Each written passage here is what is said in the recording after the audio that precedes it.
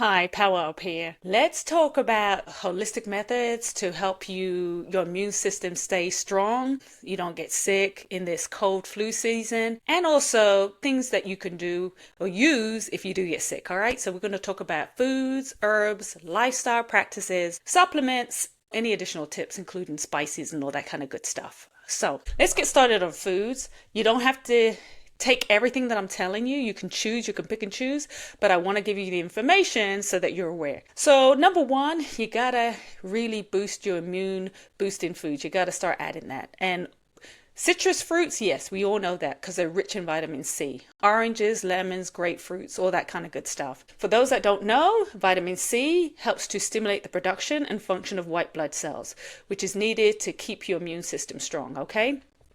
But you also need to, you didn't think about this, green leafy vegetables, yes. Green leafy vegetables like kale, spinach, broccoli, mustard greens, collards, things like that. They are also packed with vitamin C, but they're also packed with vitamin A. So let me tell you what the vitamin A does. It enhances the function of the white blood cells. So start including leafy green vegetables in your diet. Don't overcook them. You want to maintain and keep as much of the nutrients as possible. For things like spinach, which is very light, you can eat that raw, but kale and broccoli and collards and stuff like that, just flash fry them, or you can just add them to like your soup.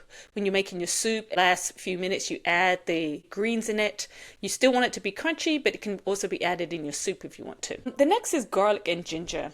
Garlic contains a thing called allicin, and that helps to boost your immunity by enhancing the white blood cell function. Both garlic and ginger have antimicrobial and antioxidant properties, so that helps fight infection. But I want to mention something about antimicrobial because folks use these big words and nobody really explains them. What antimicrobial does is a substance that actually kills or stops the growth of microorganisms. And when I talk about the microorganisms, I'm talking about it's stopping and it's inhibiting things like bacteria, viruses, and that's the foundation of colds and flus, fungi and parasites, okay? Ginger is also good because it's anti-inflammatory. So what that does is it reduces like chronic inflammation. And you need to do that because if you don't reduce chronic inflammation, you're just weakening your immune response. So you need to include that in your diet to help you. And that's helping you to fight the infections and to heal efficiently, all right? Another food to consider are mushrooms. People haven't really thought about that. Mushrooms like shiitake mushrooms and maitake mushrooms, they're great for supporting immune function. And probiotic foods, yes.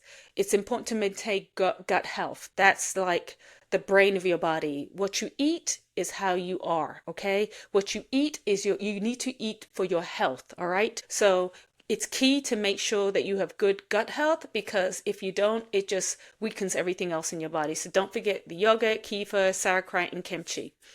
Nuts and seeds, they're good too. Things like almonds and sunflower seeds are rich in vitamin E, which is a powerful antioxidant.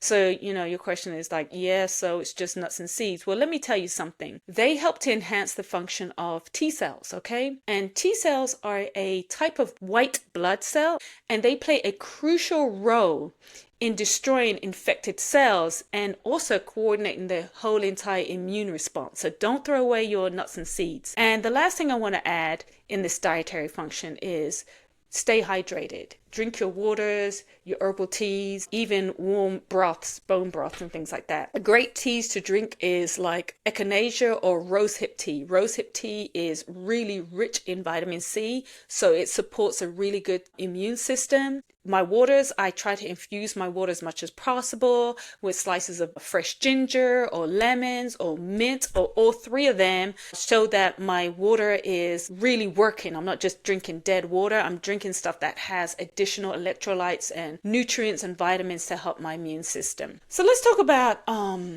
herbal and natural remedies, okay? Elderberry, that's known for reducing the severity and duration of cold symptoms. Echinacea, like I said before, that helps to prevent colds and boost immune response. So if you have like a cup of this a few times a week, that's really good at helping, or even every day during this cold season, or you want to drink the rosehip, that's fine. Peppermint is good. It's a good menthol for reducing congestion. So you can both drink this or you can use it in a steam inhalation treatment. treatment, or if you have like some peppermint oil or something like that, you can put it on certain points of your body, like just behind your ear or your wrist or the bottom of your feet if you get cold. You've seen how when people use Vicks, they like with babies, they put it on the bottom of their feet. Well, you know what? You can do the same thing. You can use Vicks, or you can put peppermint, put them on the bottom of your feet, put your sock on when you get sick. It can help pull it out, like rub the Vicks on your chest, that kind of stuff. Turmeric contains curcumin, which has anti-inflammatory and antioxidant properties. So if you combine it with pepper, it helps for better absorption. You don't have to add pepper to it, but that's good if you want to. Licorice root soothes sore throat and it reduces coughing, and it has antiviral properties. I've heard folks say you can't do anything when you have a viral infection. You just got to let it go, stuff like that. You just need to go home and sleep. No. I start to try to take medicinal herbs and spices, more so when I feel a cold or flu coming on, so I can fight off the viral infection. Okay, so they help to inhibit the replication and the spread of the virus. Lemon balm has antiviral properties, and that helps to relieve fever and headaches. And honey and lemon, that's a very common thing that people do. They're great for soothing sore throats and providing antibacterial benefits because it inhibits the growth and also kills the bacteria. So it helps to reduce as well as prevent the infection. But if you have blood sugar issues, I would not suggest the honey. I would probably do licorice root if I had a sore throat. Or another old wives is just warm water and salt to gargle. And typically, when I feel like a sore throat coming on, I get a mason jar, fill it up with some water and some salt in it. I don't know the ratio. I just make sure if you taste it, it tastes salty. I try to gargle to my throat and do it every hour on the hour, and not joking. By the 5th hour, it's pretty much gone. All right. But if you don't have any problem with honey and lemon is great, so I'm just giving you the suggestion right there. Lifestyle practices. You need to make sure you get adequate sleep. 7 to 9 hours is suggested because you need time for your body to repair and strengthen. Sleep is medicine. I want to tell you that. Sleep is medicine. So if you're not sleeping, other than if you're staying up watching shows or you're on your phone, you got to put the gadgets down. But if you're having problems, drink some chamomile. You can use magnesium. I like to rub some magnesium on the bottom of my feet. If you need to play some nature music and things like that kind of stuff. Maintain your exercise, moderate exercise. You don't have to do high impact, just moderate exercise. Do it regularly. This helps to boost circulation of your oxygen in your blood, so it keeps your immune cells activity strong. Stress, manage your stress. That's known to help weaken your immunity. So some of us, we don't have choice of the stress we're getting in our life. It is what it is. So practice things like mindfulness, like meditation, deep breathing, yoga, tai chi, exercising, gardening, going for walks, art, music, playing an instrument, whatever to help manage the stress and holistically calming your body. Wash your hands regularly, avoid smoking and excessive alcohol. Both are known to weaken your immune defense, and limit, if not avoid, processed foods and fast foods. I understand life is busy, you don't have a choice, so I would suggest, and I'm not going to name any names because I don't want any big corporations going after me, do your research about the fast foods. There are some that are good, there are some that are bad. All I know is, I will give you a hint, there was a certain fast food that their sandwiches or burgers or whatever had a lot of chemicals and fillers in it.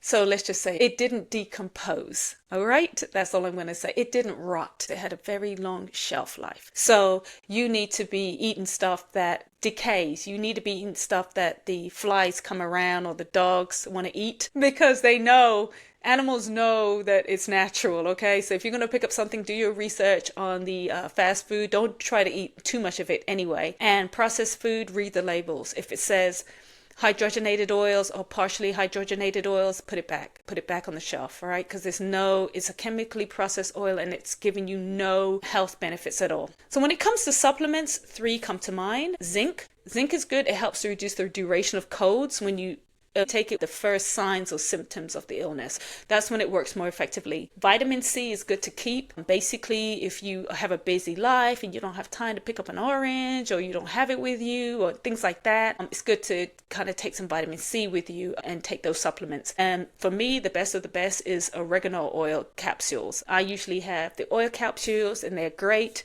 if I'm really busy and I'm out and about.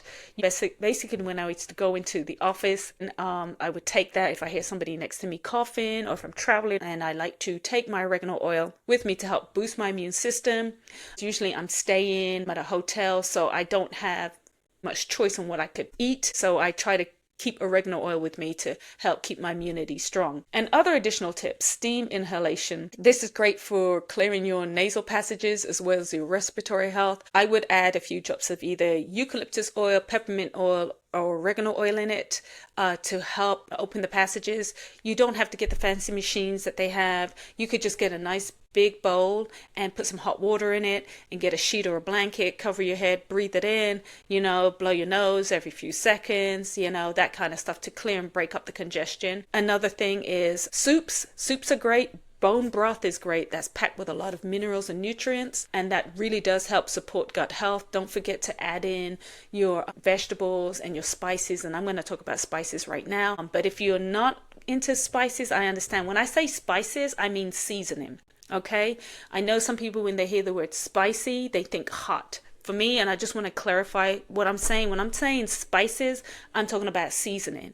When I'm talking about hot, I'm talking about stuff like cayenne pepper, hot red pepper flakes, ghost peppers, that kind of stuff, right? That's like you got to go grab a glass of water or milk or something like that. So I'm going to be talking about spices, the seasonings, and I might just throw in a little bit of hot spices. So they've been known for centuries as natural medicinal properties, okay? So they contain compounds that boost your immune system, reduce inflammation, and fight off infections. So I'm going to just give you some of the common spices. I know there's a whole plethora. I'm not going to give you the whole plethora. There's you can research it. There's a lot of herbalists that will tell you. I'm just giving you the most popular that you can probably purchase or you probably have in your kitchen cabinet right now. Turmeric, ginger, cinnamon have powerful anti-inflammatory effects. So they help to reduce inflammation in the respiratory tract, and they ease symptoms like sore throat and nasal congestion. Ginger and garlic, they're both known, as I said before, for being antimicrobial and having antiviral effects. So remember I talked about the antimicrobial before. It kind of inhibits the growth of things like bacteria, fungi, parasites, and viruses. And then the antiviral properties in the garlic and the ginger helps to fight the cold and the flu causing pathogens. So it's like a double whammy with both of them. Cloves are great. If you have cloves, they contain a thing called eugenol, and it's a natural antiseptic that combats both the bacteria and the viruses. And star anise, that's another natural antiseptic. So your star anise.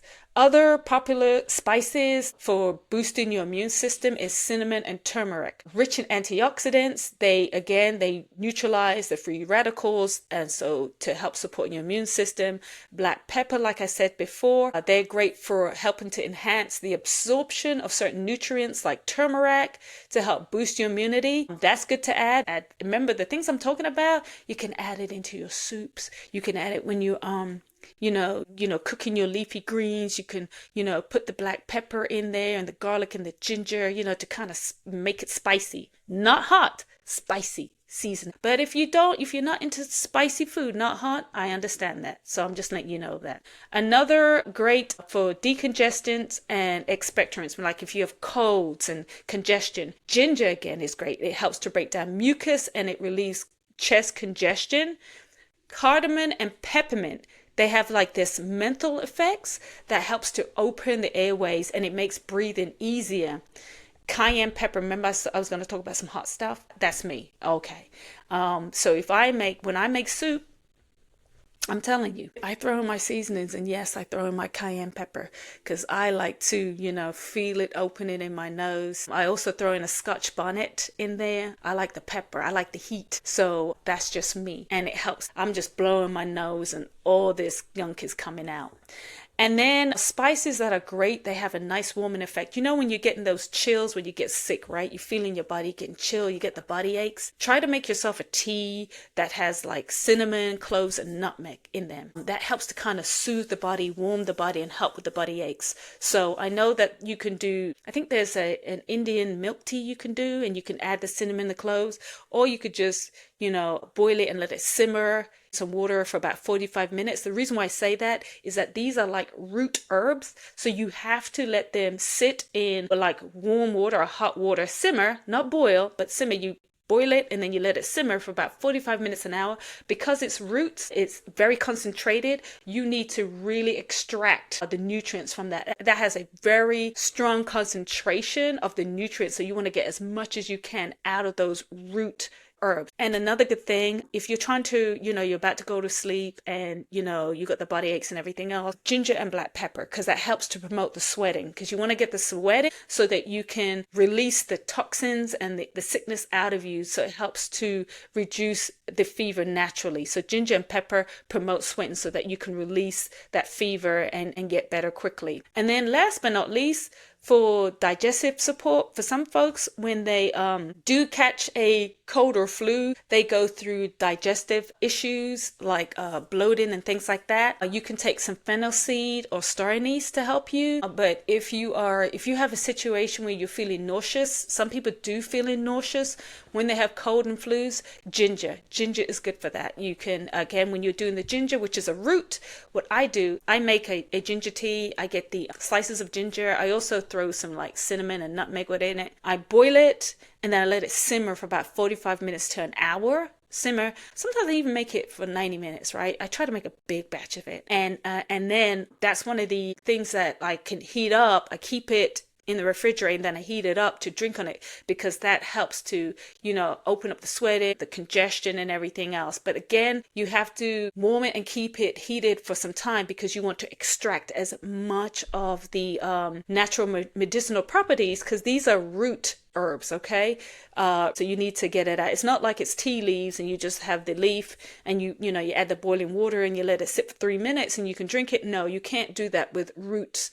The roots of the herbs, the roots of the plants. You have to let it be in that water, that hot water, for some time so you can help with the extraction process. So I hope I've helped you with some really great tips and suggestions of what you need to do during this cold and flu season, and what you need to have around your home, and what you need to take. And I hope you find this information helpful. So thank you for listening, and stay tuned for more holistic power tips. Bye.